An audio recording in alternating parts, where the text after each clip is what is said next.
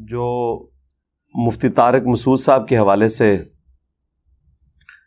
ایک کنٹروورسی چل رہی تھی، آپ کو پتہ ہے کہ وہ اپنے منطقی انجام کے اوپر پہنچ گئی کچھ عرصہ پہلے۔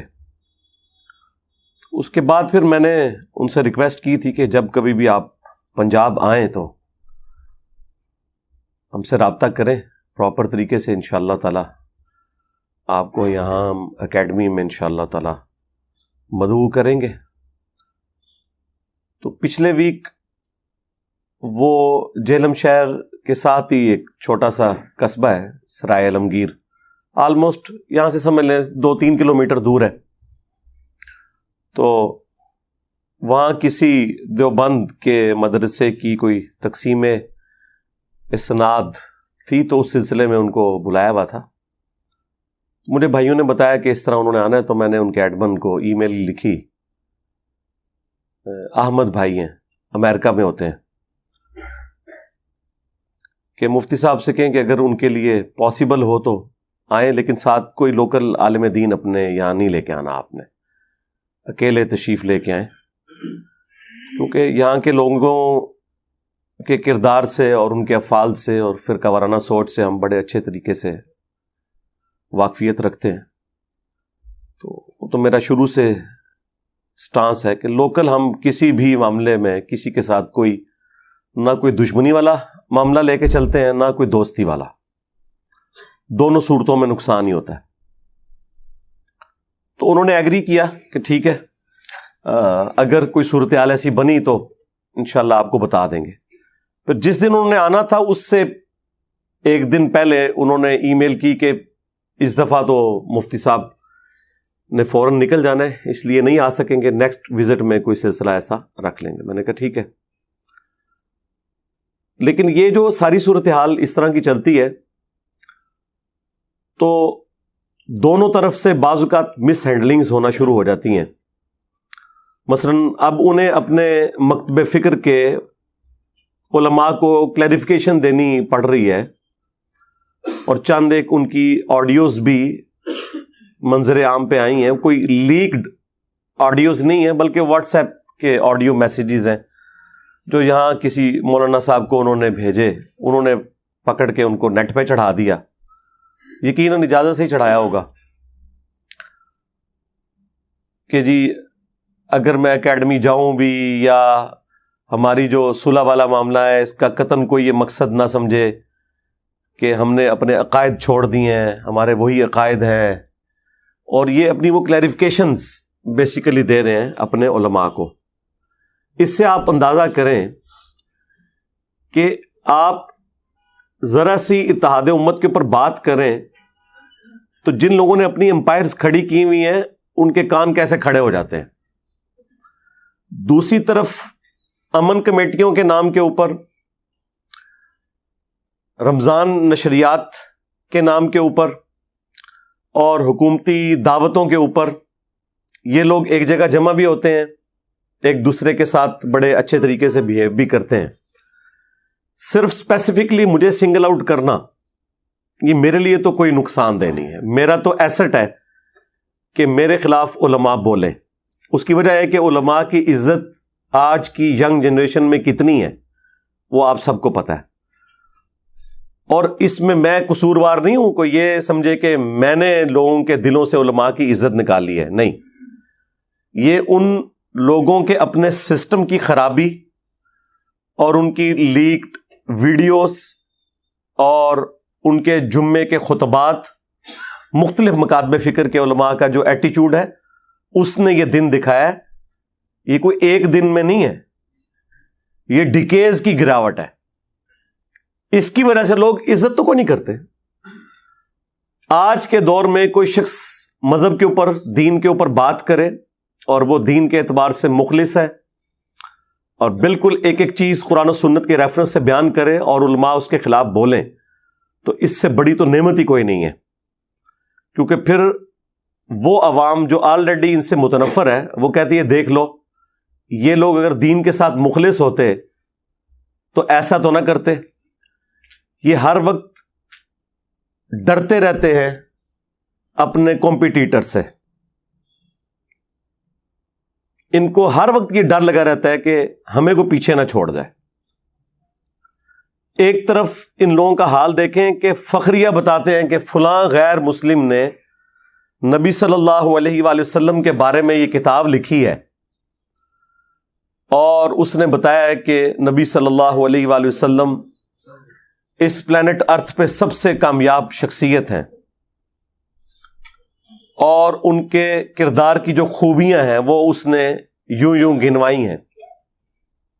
اس وقت ان سے کوئی نہیں پوچھتا کہ وہ تو کافر ہے، نہ اس کے پاس دیوبند کی ڈگری، نہ اس کے پاس کوئی بریلوی کی ڈگری، نہ اس کے پاس کسی اہل حدیث کی ڈگری، نہ شیعہ کی ڈگری، اور تم فخریہ بتا رہے ہو کہ اس نے کیا کمال کتاب لکھی ہے.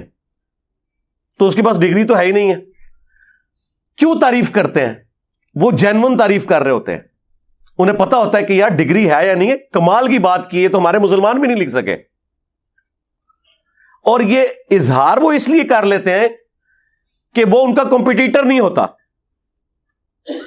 کیونکہ اس نے کولانا سے مدرسہ کھول کے پیرلل میں چندہ بک تو نہیں لانچ کرنی نا، اس لیے ان کو ان سے کوئی خطرہ نہیں ہوتا. البتہ اگر خود اسلام میں ریلیجن کے طور پر ایک مسلمان اٹھ کے کوئی بات کرتا ہے تو وہ فوراً ان کے کان کھڑے ہوتے ہیں، کیونکہ ان کو پتا ہوتا ہے کہ ان کے بزرگوں نے بھی سٹارٹ ایسے ہی لیا تھا. پہلے مشہور ہوئے، پھر ایک مدرسہ بنایا، پھر ایک چندہ بک بنائی، پھر اپنا ایک بورڈ لانچ کیا، پھر اپنے علماء کریٹ کیے، پھر مدارس کا ایک پورا نیٹ ورک قائم کیا، اور پھر ایک پورا فرقہ کھڑا ہو گیا، خواہ وہ دیوبند کا ہو، خواہ بریلویوں کا ہو، خواہ اہل حدیث کا یا شیعہ کا. اب چونکہ ان کے بزرگوں نے اسی طریقے سے اپنی امپائرز کھڑی کی ہیں تو یہ ہر ایک بندے کے بارے میں سمجھتے ہیں کہ وہ بھی یہی کچھ کرے گا. تو کسی حد تک میرا خیال ہے ان کی سوچ جسٹیفائی ہے. ہم یہ کہتے ہیں کہ یہ آپ کے سوچنے کا انداز بالکل درست ہے، لیکن یہ ذرا لوگوں کو بتائیں کہ ایسے کیوں سوچتے ہیں آپ، کہ آپ کے بڑوں نے اسی طریقے سے کام ڈالا تھا اس لیے ایسا سوچتے ہیں. وہ کہتے ہیں ایسا ہو نہیں سکتا کہ کوئی بندہ اس طرح کا بھی ہو کہ نہ وہ فرقہ لانچ کرے، نہ وہ مسجد بنائے، نہ مدرسہ بنائے، نہ چندہ بک بنائے، الٹا اپنی جیب سے کھلائے. یہ ہو نہیں سکتا. میں بھی ویسے آپ کے ساتھ ایگری کرتا ہوں، ایسا ہو نہیں سکتا، لیکن ہو گیا جائے. ہاں اور اینڈ ریزلٹ آپ کے سامنے ہے. نہیں آگے چل کے دیکھیں گے وہ کتنا آگے ٹرنا ہے یار. 14 سال ہو گئے نے. نہیں آلے تو دیکھو نا، پتہ نہیں کیا کرے آگے جا کے. یہ پوری زندگی ان کے بڑے علماء مولانا مودودی رحمہ اللہ تعالی کو کیا کیا گالیاں دیتے رہے، یہاں تک کہا کہ ان قریب اس نے دعوی نبوت کر دینا. نعوذ باللہ. مودودی صاحب کے اسٹوڈنٹس ان کو کہتے تھے سر کوئی جواب دیں. انہوں نے کہا کہ میں دعوی نبوت کیے بغیر دنیا سے چلا جاؤں گا اور مر کے انہیں جواب دوں گا. اللہ اکبر. سرکار آج مولانا مودودی رحمہ اللہ کو 44 سال ہو چکے ہیں آلموسٹ دنیا سے گئے ہوئے. 1979 میں ان کی ڈیتھ ہوئی تھی. ان 44 سالوں میں تمام مکاتب فکر کا کوئی ایک حق گو عالم بھی پیدا نہیں ہوا جس نے اپنے ان بڑے بزرگوں کے گناہوں کی معافی عوام سے مانگی ہو جو مودودی صاحب کے اوپر یہ جھوٹا الزام لگاتے تھے کہ یہ دعوی نبوت کر کے مرے گا. کم از کم اتنی حیا تو کر لیتے. توفیق ہی نہیں ہوئی، اللہ کی طرف سے توفیق نہیں ملی نا. یہ اس بات کا ثبوت ہے کہ اللہ تعالیٰ نے اس پورے کے پورے طبقے سے ہی اپنا ہاتھ اٹھا لیا ہوا ہے، ورنہ انہیں توفیق ملتی نا. اب تو پریکٹیکلی ثابت ہو گیا نا، لیکن نہیں. اور دوسری طرف مودودی صاحب کو اللہ نے کیا عزت دی ہے. اللہ نے انہیں ڈاکٹر اسرار جیسا ایک روحانی بیٹا دیا، ٹھیک ہے جی، جن کے ذریعے وہ کام جو انہوں نے کتابی شکل میں تفہیم القرآن کی شکل میں کیا تھا، بیان القرآن کے ذریعے ویڈیوز کی فارم میں پوری دنیا کے اندر قرآن کی تفسیر پہنچی. اللہ تعالیٰ نے انہیں ایک روحانی بیٹی دے دی جو ان کے جماعت کے ایک رکن سرگودا کے جو امیر تھے جماعت اسلامی کے، ان کی بیٹی ڈاکٹر فرحت ہاشمی. اس ایک بیٹی نے قرآن کی دعوت پوری دنیا کے اندر عام کر دی.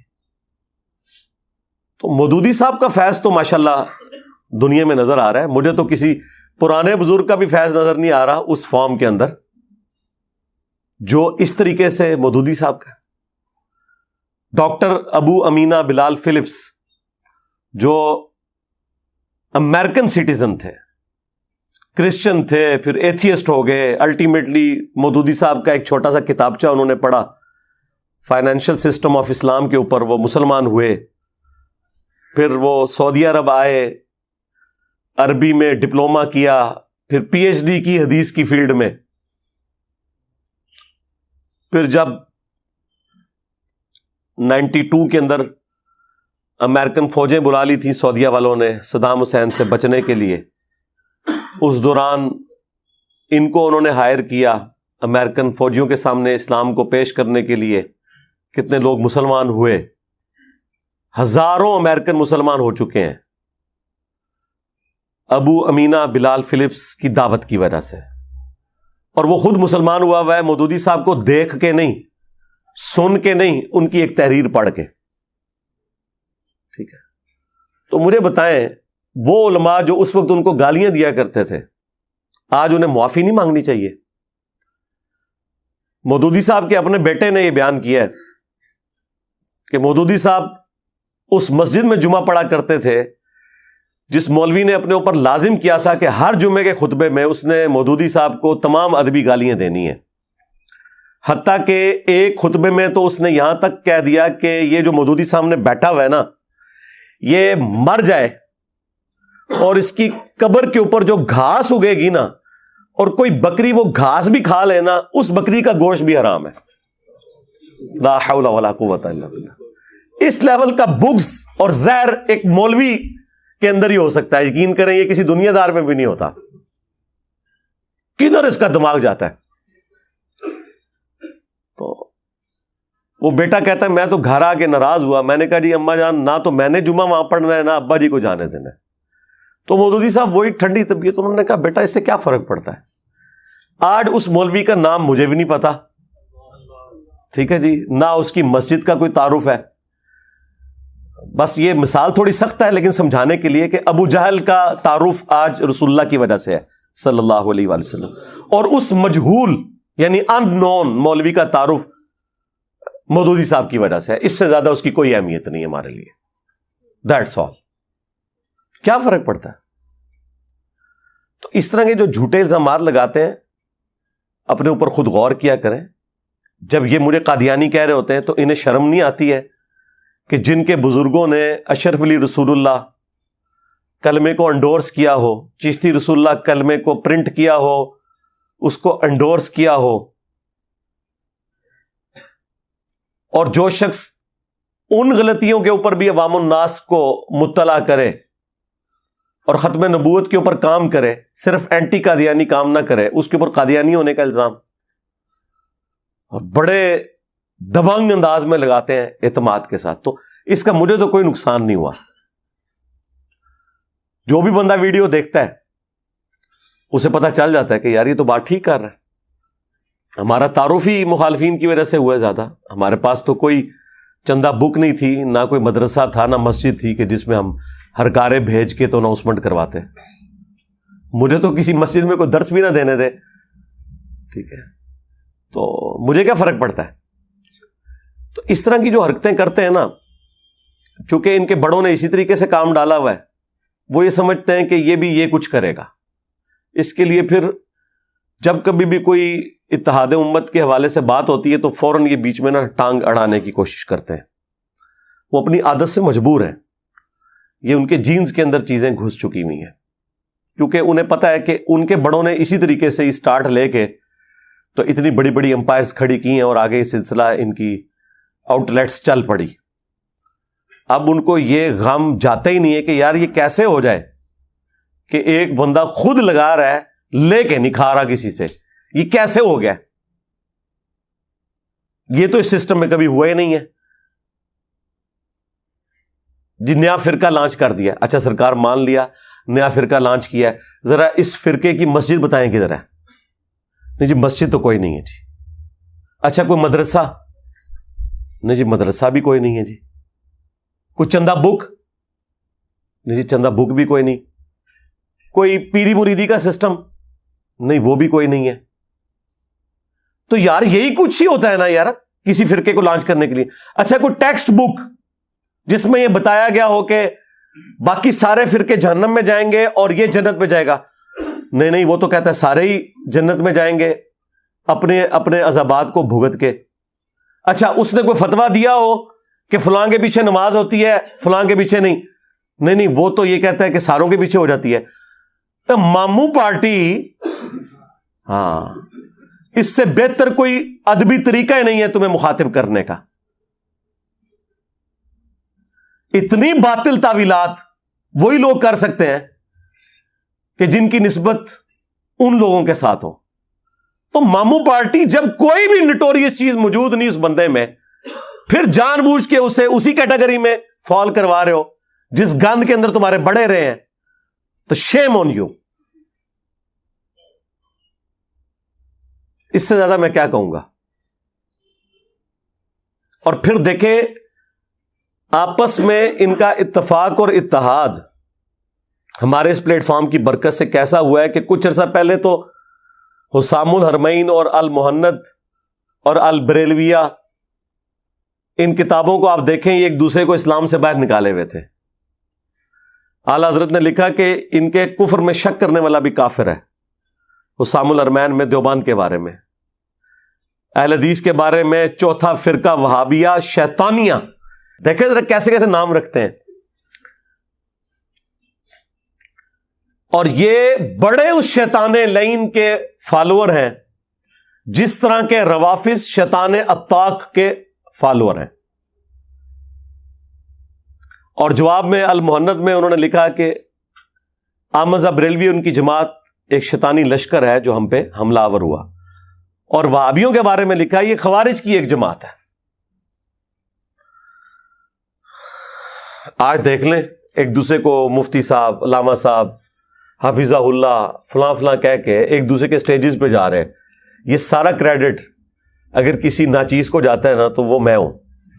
مجھ سے پہلے تو کبھی انہوں نے سوچا تھا, آپ نے سوچا تھا کہ دیوبند کو مدعو کیا جائے اہل حدیث کے سٹیجز سے؟ اہل حدیث تو دیوبند کو مشرک سمجھتے ہیں تقلید کی وجہ سے, اور دیوبندی بریلوی تو انہیں ملکہ وکٹوریہ کی پیداوار سمجھتے ہیں. آج ایک دوسرے کے چینلز پہ ویڈیوز شیئر ہوتی ہیں. تو یار یہ اتحاد امت تو ہم نے الحمدللہ انڈائریکٹلی کروا دیا ہے. اب میں لاجیکلی بات کروں گا, ہمارے اس پلیٹ فارم میں کون سی ایسی خرابی ہے کہ جس کی انٹینسٹی تمہارے فرقوں کی گمراہیوں سے بڑھ کے ہو؟ کوئی ایک بات ایسی بتا دو. مثلاً بریلویوں کو اگر مجھ سے کوئی شکایت ہے تو مجھے یہ بتائیں کہ میرے اندر کون سا ایسا جرم ہے جو دیوبند اور اہل حدیث سے بھی بڑھ گیا ہوا ہے, جس کی وجہ سے میں زیادہ مردود ہوں. میں تو تمہارے امام کو اعلی حضرت کہتا ہوں, انہوں نے کبھی اعلی حضرت کہا؟ یہ فرق دیکھا آپ نے؟ میں نے جب بھی کہا اعلی حضرت امام احمد بریلوی صاحب کے بغیر میں نے بولا نہیں. تو پھر اب تمہیں مسئلہ کیا ہے؟ دیوبند کو کیا تکلیف ہے؟ میرے اندر کون سی ایسی خرابی موجود ہے جو بریلویوں سے بھی گئی گزری ہے؟ کوئی بتائیں. ریشو پروپورشن کے اعتبار سے, اور ریشو پروپورشن یہ ہوگی سب سے پہلے اللہ تعالی کی ذات, کہ اللہ کے ساتھ جو آپ کی کمٹمنٹ ہے عقیدہ توحید کے حوالے سے, اخلاص کے حوالے سے, وہ بتائیں اس میں کہاں آپ کو ہم میں ایسا نقص نظر آیا ہے تو ہم اپنی غلطی کی اصلاح کریں گے. کل تک تو اہل حدیث کہتے تھے کہ جی توحید جس کی ٹھیک ہے نا باقی ساری چیزیں ٹالریٹ کریں گے. تو اہل حدیثوں سے میں پوچھوں گا کہ تمہاری توحید بھی اتنی مضبوط نہیں ہے جتنی ہماری اور ہمارے اسٹوڈنٹس کی ہے. آج ماموں کی محبت نے تمہیں اس طرح گمراہ کر دیا جس طرح کہ بنی اسرائیل کو بچڑے کی محبت نے کر دیا تھا اور انہیں پلا دی گئی تھی. اور وہ اس لیول پہ اتر آئے کہ سورۃ النساء میں اللہ تعالیٰ فرماتا ہے کہ یہ یہودی کہتے ہیں کہ مسلمانوں سے تو مشرکین عرب بہتر ہیں، حالانکہ یہودیوں کو پتا تھا کہ مشرکین عرب حضرت موسیٰ علیہ السلام کو نہیں مانتے، اور مسلمانوں کا تو ایمان ہی مکمل نہیں ہوتا موسیٰ علیہ السلام کے بغیر، لیکن نہیں، گیر الٹا لگ گیا۔ اور آج سیم وہی کام اہل حدیث کر رہے ہیں کہ وہ کہتے ہیں نہیں جی بریلوی بھی بہتر ہیں، دیوبندی بھی بہتر ہیں، شیعہ بھی بہتر ہیں، یہ سب سے بدتر ہے۔ کیوں؟ توحید نہیں، توحید تو بہت اچھی ہے، پھر کیا مسئلہ ہو گیا؟ تقلید نہیں جی نہیں، تقلید والا بھی کوئی ایشو نہیں ہے۔ مسئلہ کیا ہے؟ مسئلہ ماموں، اس کا مطلب ہے کہ ماموں کا درجہ اللہ، اس کے رسول، اہل البیت، خلفائے راشدین سے بڑھ کر ہے۔ جب اس لیول پہ کوئی بندہ پہنچ جائے تو اسے یہی کہا جائے گا کہ تیرے لیے اس کی محبت آراستہ کر دی گئی، جس طرح کے بنو اسرائیل کے لیے بچڑے کی محبت آراستہ کر دی گئی تھی۔ بس اس سے زیادہ تجھے کیا کہا جائے؟ ورنہ ریشو پروپورشن تو ہونا چاہیے تھا، گمراہی میں ہمارا آخری نمبر ہوتا۔ جب توحید بھی ان سے بہتر جنہیں تم گمراہ سمجھو، عقیدہ رسالت بھی ان سے بہتر جنہیں تم گمراہ سمجھو، اب کیا مسئلہ ہے؟ بریلویوں سے پوچھ لیں کہ یار کیا دیوبند اور اہل حدیث کے بزرگوں نے جو رسول اللہ کی شان میں گستاخیاں کی، کیا انجینئر صاحب ان گستاخیوں کو گستاخیاں نہیں کہتے؟ ہاں جی کہتے ہیں۔ تو کل تک تو تم کہتے تھے کہ جو شخص گستاخ رسول نہ ہو وہ ہمارا امام ہے، آج تمہیں کیا تکلیف ہے؟ کیا مسئلہ بن گیا؟ نہیں وہ ہمارے بابوں کو کہتا ہے، کیا کہتا ہے؟ اب یہ بتاتے ہوئے انہیں شرم آتی ہے۔ وہ کہتے ہیں نہیں، وہ کہتا ہے جو کوئی کتابیں بدل چکی ہیں، نہیں چھاڑ دو، انہیں ہی بدلی ہیں نا کتاباں، کچھ سال پہلے تک تو مناظرے کر رہے سو، ہاں نہیں کتابوں میں تو لکھا ہوا ہے، تو نکال دیا آپ نے۔ نہیں ہماری ذمہ داری نہیں ہے، آپ کی ذمہ داری صرف انجینئر صاحب کے خلاف وی لاگز بنانا ہے، ان پرنٹنگ پریس کے خلاف وی لاگز بنانا نہیں ہے کہ جو اس طرح کی چیزیں آج تک چھاپ رہے ہیں۔